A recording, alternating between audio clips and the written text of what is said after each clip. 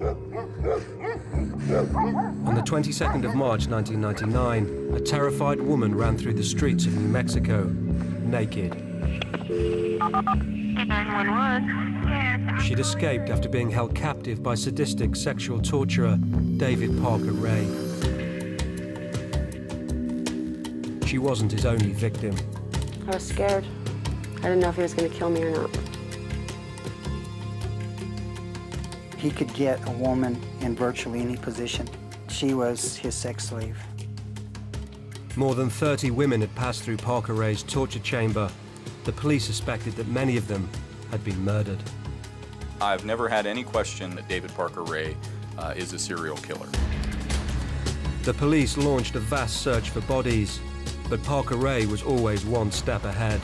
David was a very intelligent individual and took great lengths to make sure that he was not discovered. Could one of America's most prolific serial killers get away with murder?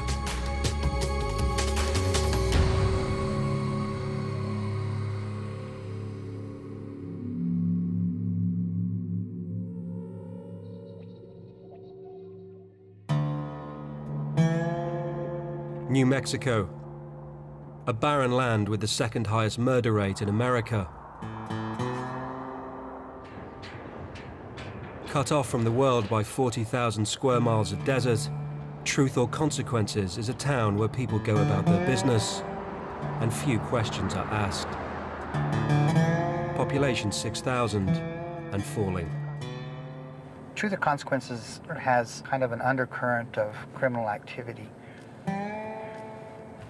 We investigated a murder where a guy was stabbed 43 times. We had another murder where a guy beat his wife and put her in the trunk of the car and burned her in the car. Then there was a man found dead in his apartment. He had blue panties on and no other clothes. He had a doorknob inserted in his rectum. This is just a community where strange and bizarre crimes occur. On the 22nd of March 1999, the police received a call that would open a case far more shocking than anything they'd seen before.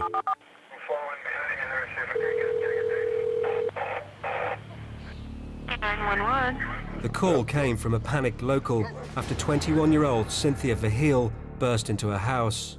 She was naked except for a metal dog collar attached to a 6-foot chain. Yes, I'm calling for a young lady that ran into the house. She says she's just been raped. She's got a chain on her and everything. Send someone right away. This lady's naked and everything else. She said they've been holding her for 3 days.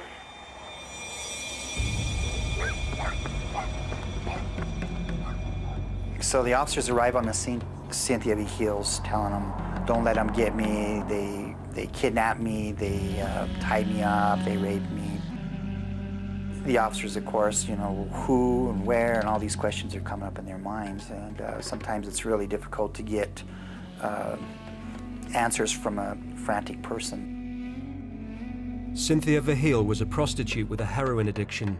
She said she was abducted by a client and driven to a house on the outskirts of Truth or Consequences. As far as when a police officer is called to an incident involving a prostitute, that's always in the officer's mind is what degree of credibility do I give this lady? Especially if it's a real bizarre story. The house belonged to David Parker Ray, a 59-year-old mechanic. Cynthia said that she was on a bed in a kind of an expanded trailer house. She was naked. She was handcuffed, and she had a collar around her neck, which was attached to a pole. She was given a bucket for a toilet. She was sexually assaulted. She repeatedly sexually assaulted. She was under the impression she was going to be killed, so she was desperate to get out. Cynthia Verheul said that she was held in this house for 3 days. On the third day, Cynthia Verheul said that a fight ensued. A lamp was broken. Cynthia Verheul then was able to escape out the back door of this residence. Parker Ray was arrested. The police obtained a search warrant for his house to investigate the prostitute's allegations.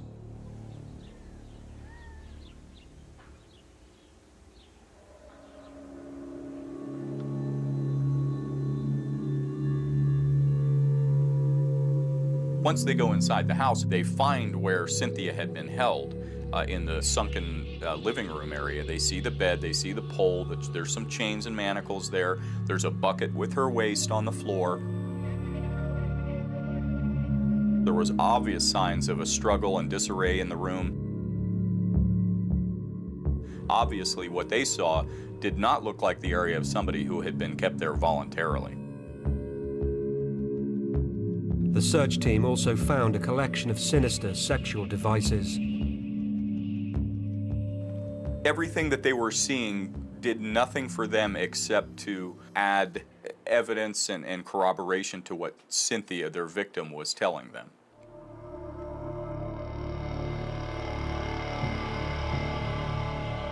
But nothing could prepare them for what they would find inside a simple white trailer at the side of Parker Ray's house.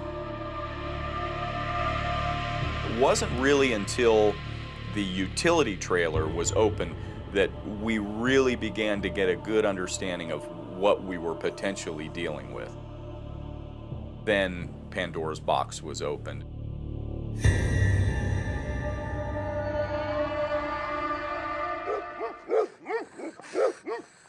In the desert town of Truth or Consequences, prostitute Cynthia Verheul was recovering in hospital.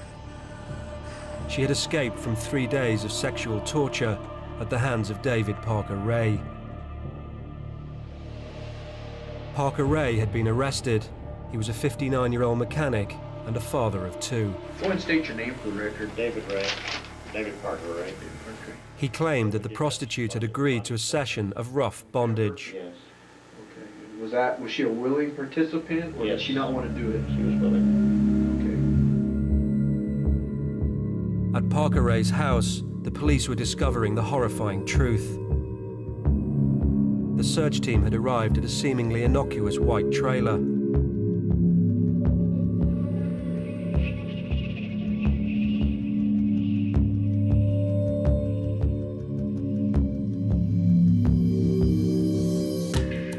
It was pretty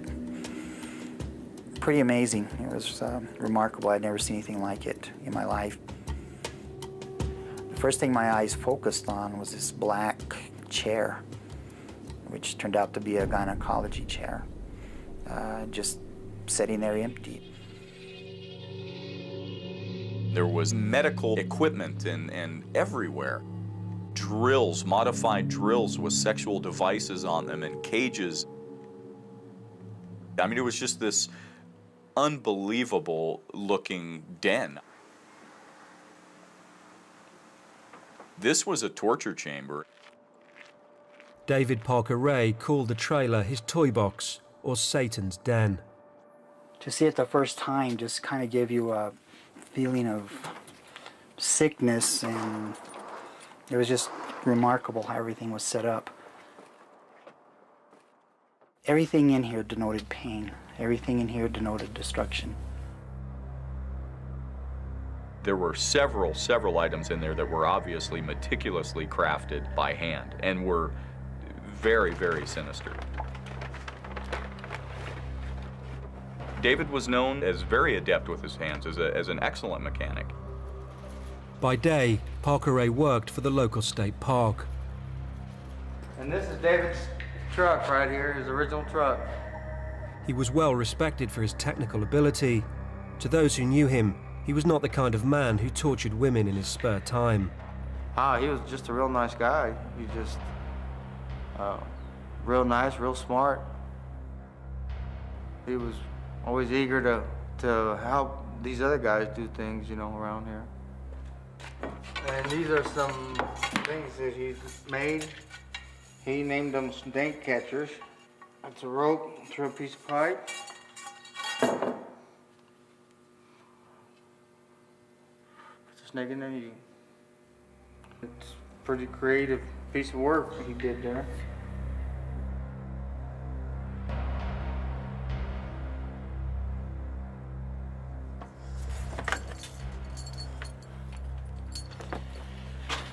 Then he had the ankle spreader. This looks like something that he would have made, and he has it labeled ankle spreader.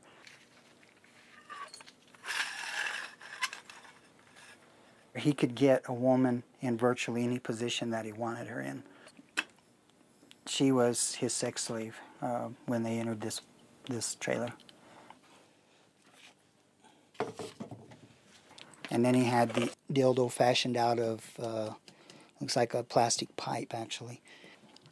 These are nails that have been melted into this plastic collar, and this would be inserted in her vagina or anal canal.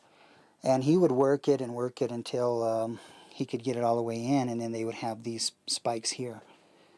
They're going to go in, you're going to get poked, it's going to be very painful, and rip their inner thighs out. I have to wonder how many people came in contact with all this stuff.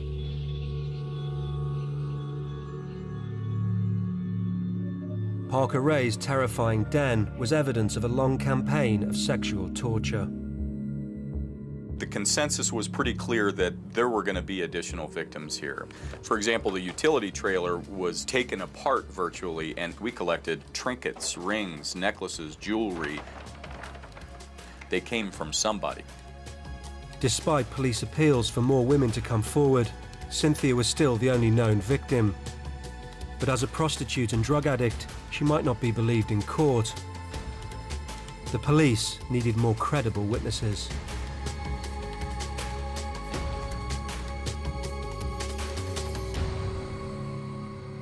Inside the toy box, Parker Ray had set up 2 video cameras. The suspicion was that he had recorded the suffering of his captives. It made sense to believe and was logical to deduce that there were videotapes somewhere. And many, many were found. There were probably 100, at least 100. Most of the tapes contained nothing of relevance, but one would prove explosive.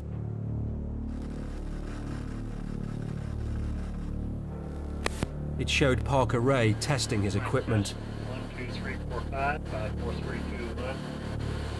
I don't know how it's going to work.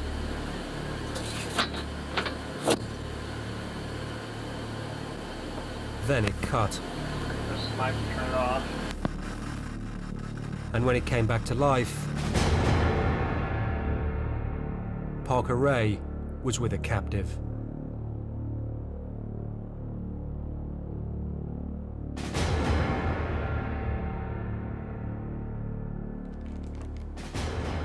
It's what you see here is the inside of the toy box.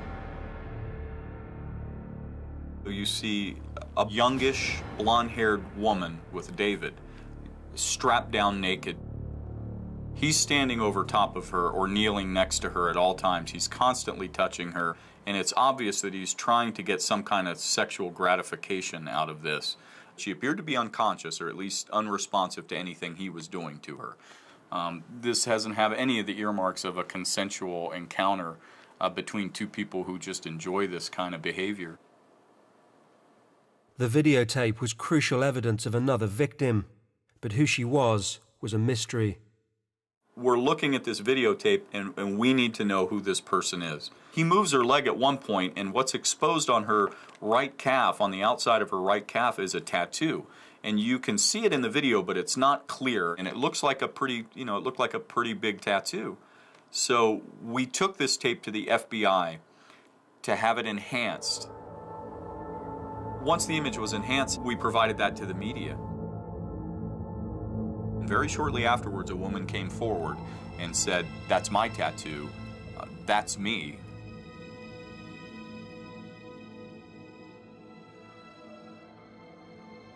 That tattoo I have is unique. Nobody else has it. Kelly Van Cleve was a 25-year-old childminder. She was a friend of Parker Ray's daughter, but had no recollection of ever going to his house, and no idea why the FBI had a picture of her tattoo. They told me that it came off of a video they found in David's house. Toy box, as they called it. It was weird, and I was scared. Initially, it was clear that she was having difficulty remembering everything that had happened to her in the utility trailer and in her experience with David. Before the FBI contacted me. I used to have nightmares of being tied to a table, or handcuffs, or duct tape scared me. But I could never put any of it together. And then when the FBI called, then I knew they weren't just dreams, nightmares. They were real. Kelly was struggling to remember the details of what Parker Ray had done to her, but the police had made a chilling discovery in Parker Ray's house which would explain everything. A tape recording, in his own voice, that he played to initiate his victims. Hello there, bitch. I'm going to tell you in detail why you have been kidnapped, what's going to happen to you. This was sinister stuff. Now, you are obviously here against your will. You're going to be kept chained in a variety of different positions, usually with your legs or knees forced wide apart. You'll be raped thoroughly and repeatedly in every hole you've got. Midway through, the tape revealed that Kelly's memory loss may have been no accident. You're going to be drugged up real heavy with a combination of sodium pentothal and phenobarbital. You're not going to remember a fucking thing about this little adventure or what has happened to you. Sodium pentothal and phenobarbital numb pain and induce amnesia. It seemed Parker Ray was using drugs to control his victims and ensure they would not remember his crimes. Maybe it explains some of the things that were done to me. Being tied down and how uncomfortable you're gonna feel and being used as a sex slave. Parker Ray released Kelly 3 days after taking her captive, confident that she would never remember her ordeal.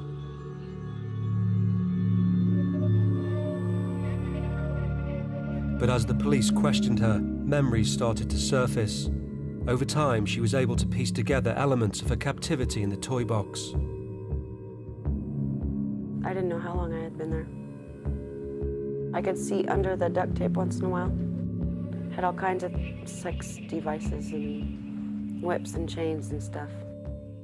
I remember him coming and going several times, but I don't know how many times. When he was in there for a long time. I was scared. I remember telling him that I wanted to go home.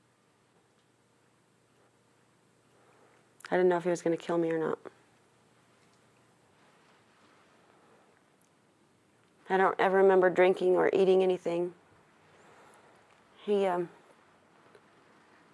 let me up to use a porta pot once, but I was shackled to do that.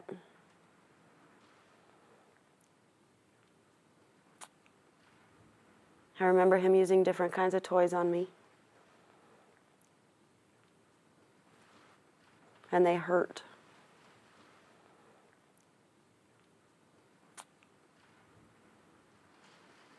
That's about all I remember.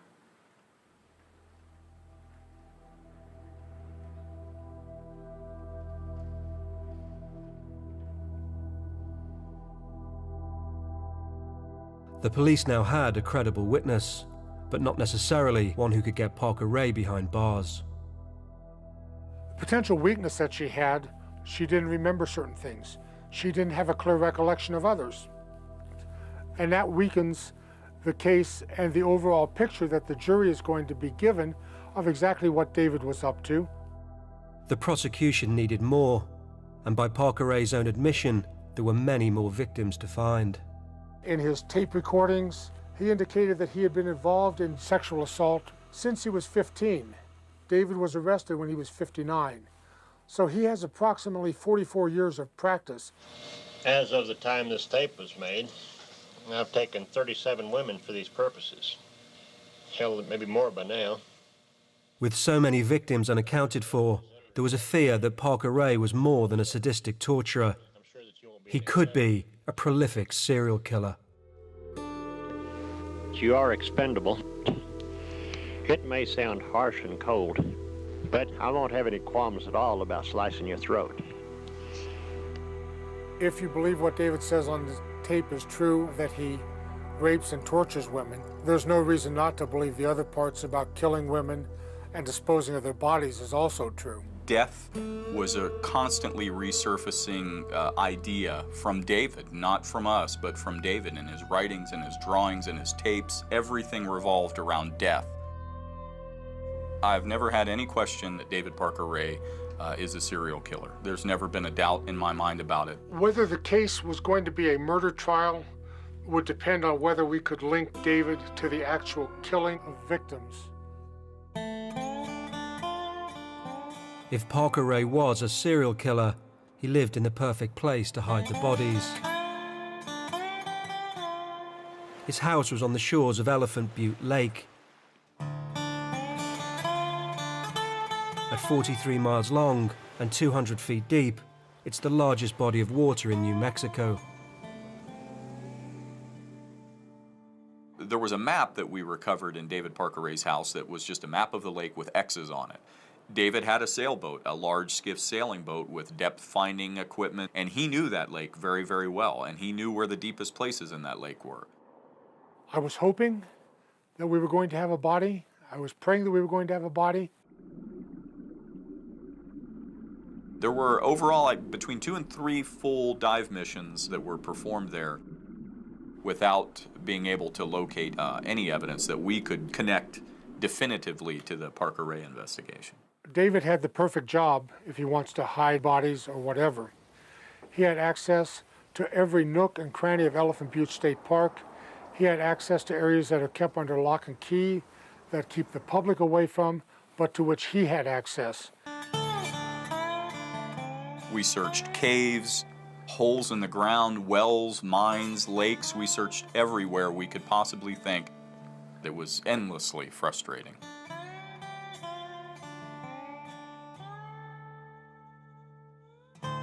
The case against Parker Ray was weak. The best witness had a patchy memory, and unless bodies could be found, there was a chance that a murderer would walk free.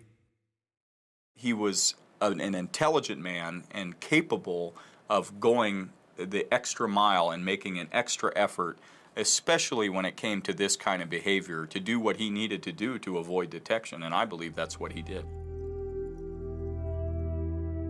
But Parker Ray hadn't thought of everything. An extraordinary confession from one of his acquaintances was about to blow the investigation wide open. Police believed that victims of David Parker Ray's campaign of sexual torture were buried in the New Mexico desert. But no bodies had been discovered, and the case against him was on rocky ground. The only known surviving victims were a heroin-addicted prostitute and a woman whose memory of her captivity had been scrambled by Parker Ray's cocktail of drugs. But Kelly Van Cleve clearly remembered what happened before she was drugged. In July 1996, she was abducted from this once bustling bar on the outskirts of Truth or Consequences. We rounded up a bunch of friends and went bar hopping, and this is where we ended up. We always ended up here. No matter where we started, this is where we quit. There used to be a little mini bar sitting here. Pool tables right there. And we were playing pool, and I had ordered a beer. And I left to take one of my drunk friends home. And came back, and some of my other friends left. And at the end of the evening, it was just me and Jessie.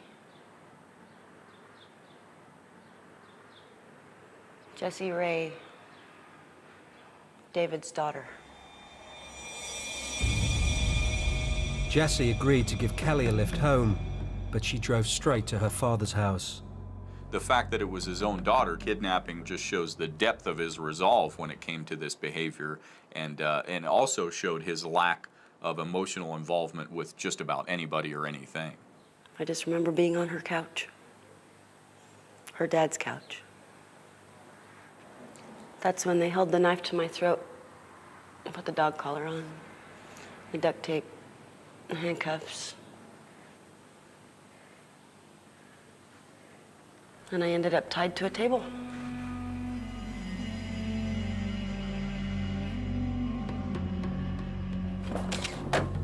Jesse, you have anything to say this morning? Jessie Ray was arrested for her role in Kelly's abduction. Are you optimistic that you'll be out soon? Yeah. It wasn't the only time she'd taken someone home to meet her father. In July 1997, 1 year after Kelly's abduction, a friend of hers had gone missing from the same bar. Marie Parker was a 21-year-old mother of 2. And it was almost midnight. She said she was going to go home and check on her kids. She'd be right back. By the time the bar closed at 2 o'clock, she still wasn't there and her car was still there, so. But somebody said Jesse followed Marie out. No one has heard from Marie Parker since that night. She had 2 little girls. There was no way she was going to leave her kids. So I knew something had happened. The similarities between Kelly's abduction and Marie's disappearance seemed unlikely to be coincidence. You ever heard of a woman named Marie Parker? Not really, no. She's a woman that disappeared about 2 years ago. And I just thought I'd ask, since I had the opportunity, I'd ask, see if you had any information that you could provide me with that. With Marie Parker, we knew he was involved, but we didn't have enough information or evidence to pin anything on him. She's the one that disappeared from one of the bars? Yes, sir. Okay. You know anything about that? I know of the incident, that's all. You weren't a part of that by chance? No, certainly not. On the night Marie disappeared, Jessie Ray had been at the bar with a friend of her father's called Roy Yancey. The police suspected he was an accomplice and brought him in for questioning. His statement was astonishing. From what I understand is that he's had many years of kidnapping, torturing, and killing women. The story that Roy gave was that Marie Parker had in fact been a victim of David Parker Ray, that she had been abducted while she was in the toy box. She was systematically tortured over a period of a couple of days. When she wasn't being tortured, she was placed on a cot and slid underneath a part of the wall in the toy box that they could shut and lock. And at the end of all of this, the information that Roy Yancey gave us was that he was instructed to kill Marie Parker by strangulation. How did you come up with the idea to kill Marie? That was David Ray Parker's idea. It's pretty remarkable. It just seemed like it went up to a different level, and each level it went up to, it became more overwhelming. And then I began to wonder, where's it going to end? I know they ended up giving me a rope and telling me to strangle her.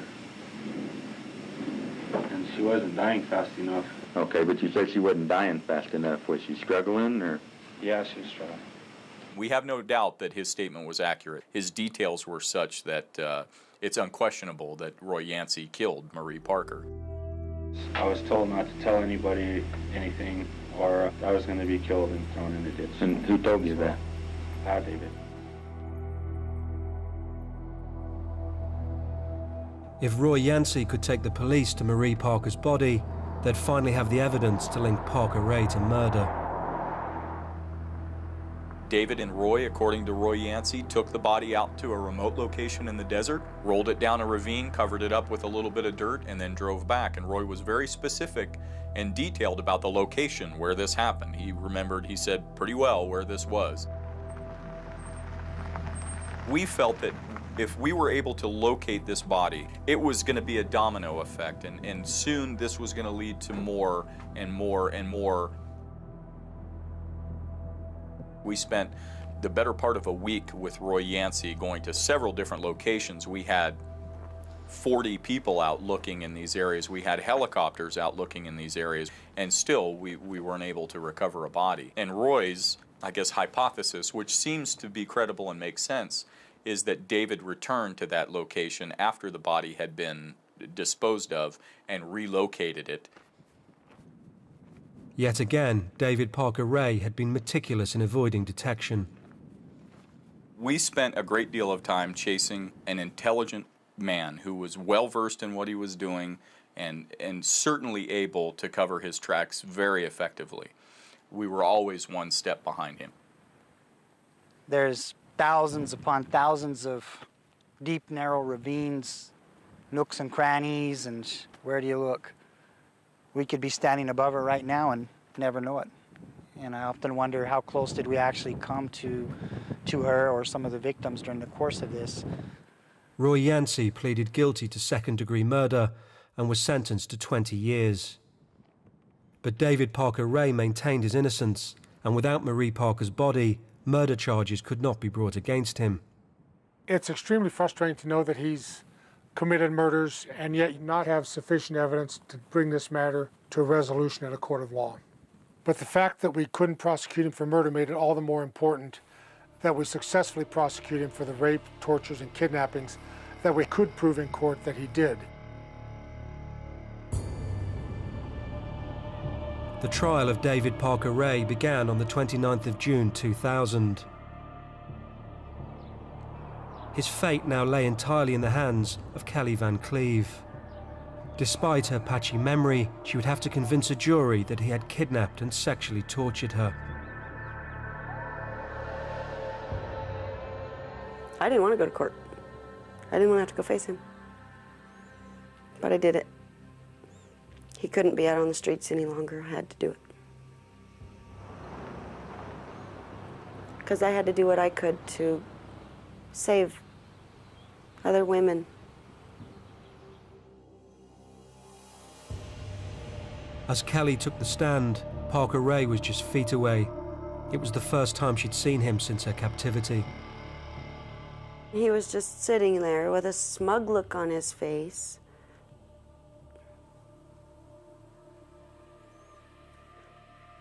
And it pissed me off.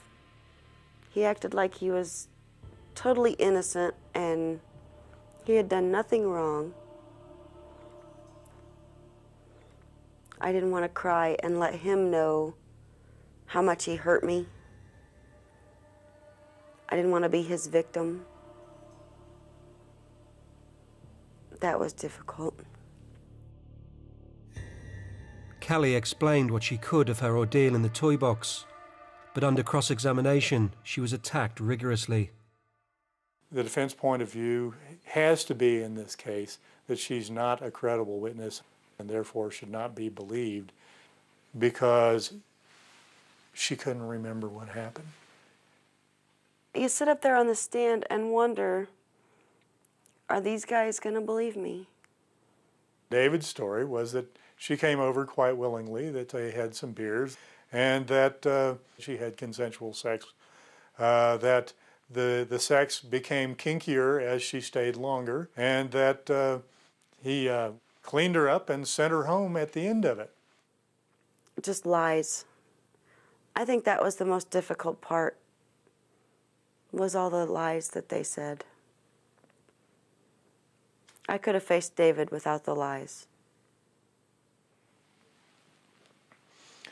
People often do things that they can't live with.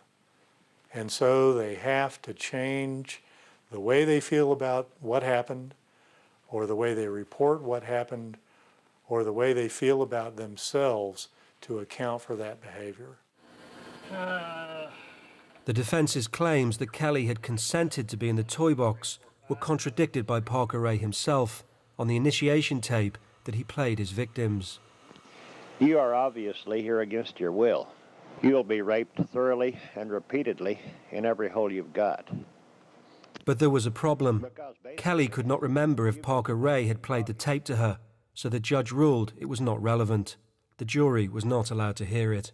The suppression of the audio tape weakened our case because they were not able to hear David's actual planning, preparation, and his own voice. You're going to be kept like an animal. As far as I'm concerned, you're a pretty piece of meat. Your pussy and asshole is going to get a real workout. This was essentially a confession. The prosecution did have one more weapon to draw on: the video footage of Parker Ray torturing Kelly in the toy box.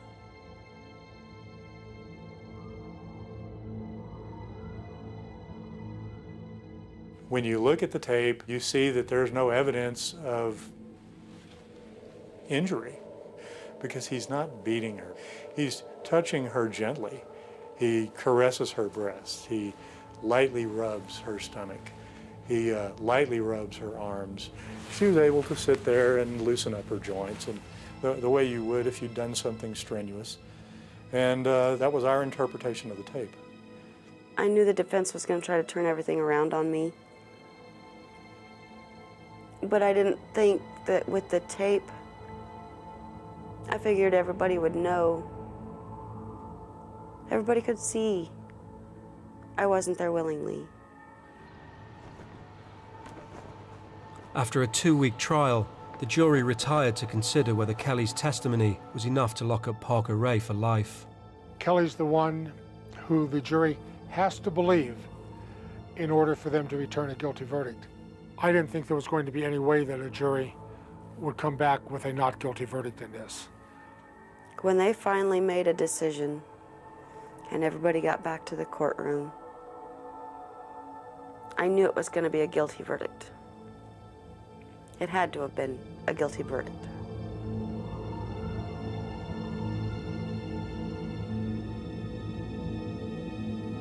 They fooled me. The judge required a unanimous decision, and on July the 13th, 2000, the jury announced their verdict. Some jurors did not believe Kelly's testimony, so Parker Ray could not be convicted. It was a hung jury. When they came back with a hung jury verdict, I about fainted, literally. I didn't understand it. The decision was made to retry the case, this time with a different jury and a different judge. I didn't want to go through court again, but I had to. He was not going to hurt anybody else. 9 months after the first trial ended, the retrial got underway. In a boost to the prosecution, the new judge decided that Parker Ray's initiation tape was relevant to the case and allowed it to be heard.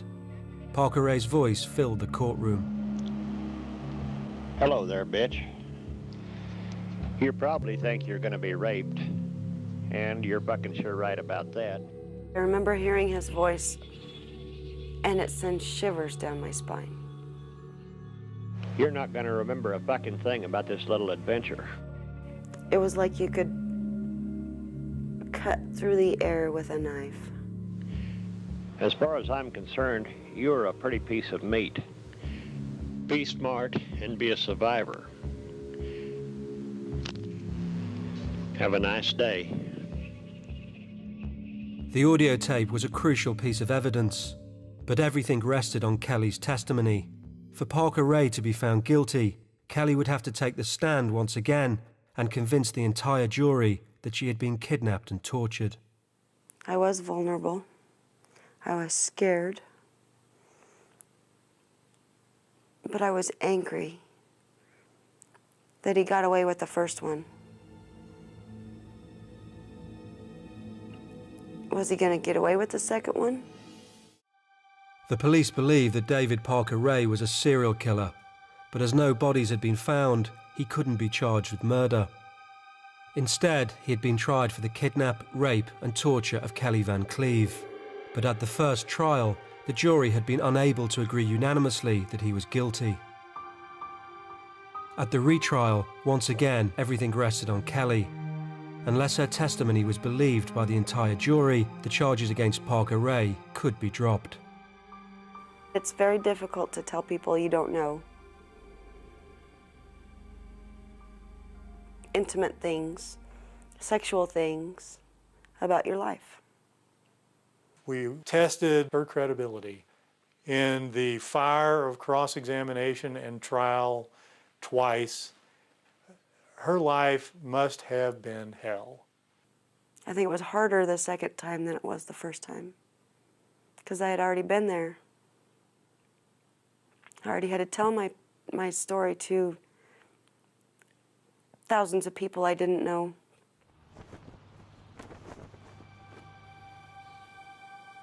And that first jury didn't believe me. On April the 16th, 2001, after a week-long trial, the jury retired to consider what they'd heard. It took them just 5 hours to reach a unanimous verdict. I was sweating. I didn't know what they were going to say. Had no idea.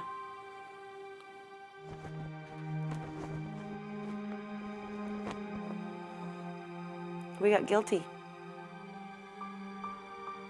And he got 224 years in prison. Then we partied. Do you believe Kelly's version of events was true? So the question is whether I believe that she was abducted by the Ray family and held captive and raped and tortured. Yeah, I believe it. But you're his defense attorney.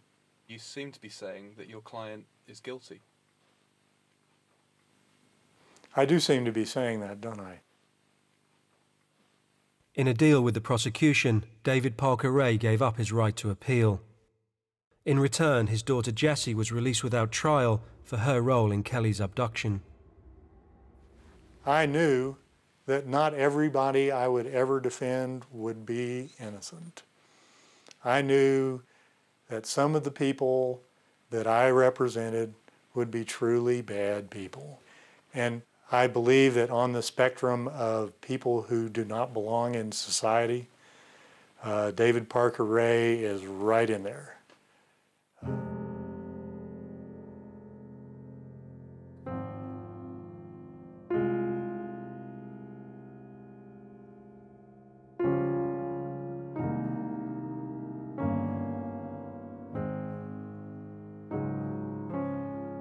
Was justice done?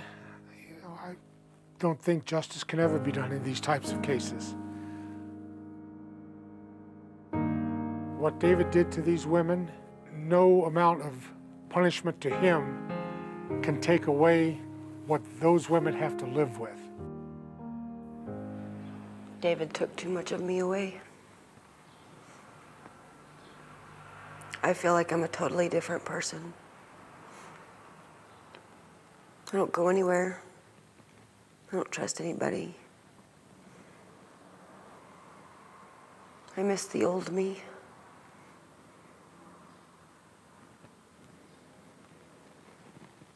The one that used to be wild and crazy and sassy and wasn't scared.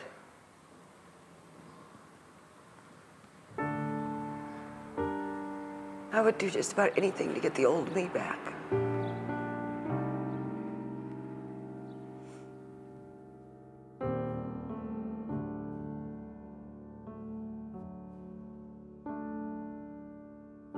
I wish he wouldn't have died.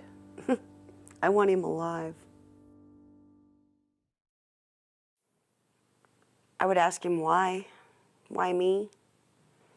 Why did he take me home? Why didn't he kill me? I wish he was still alive so he could tell us what happened to all those other girls, where he buried them, how he killed them, so those other families could have some closure.